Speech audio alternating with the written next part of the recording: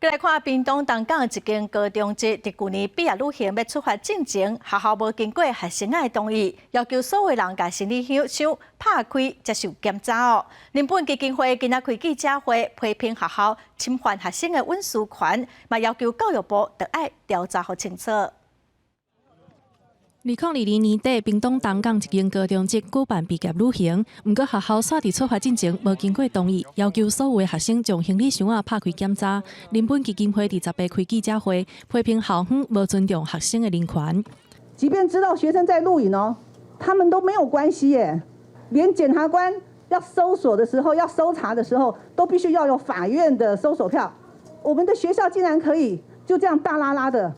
侵犯学生的隐私权，主要是用一种无差别的一种手法认为说所有的学生都必须要来接受这样子的一个搜查。这个所谓的辅导管教应行注意事项里面规定都相当的稀薄甚至相当的欠缺，没有一个完整的一个规定。 法律博士表示，根据教育部公布的学校订定教师辅导加管教学生办法注意事项，学校要查学生的册包、行李，必须要有证据，互人正当怀疑学生有藏违禁品，影响校园的安全，才通伫学生干部加家长的陪同之下进行。伊呼吁教育部应该调查校方的行为。 教育部国教署一定会专案去查处学校的一个处理的流程，并且要求学校针对相关的疏失责任来进行检讨改善。针对这件代志，校方不愿回应。教育部讲，校方的讲法是例行的检查，目前有继续追踪事件的相关人员，情节严重会做出裁罚。未来也会加强教育人员的训练。记者麦尚英、曾俊佑台北报道。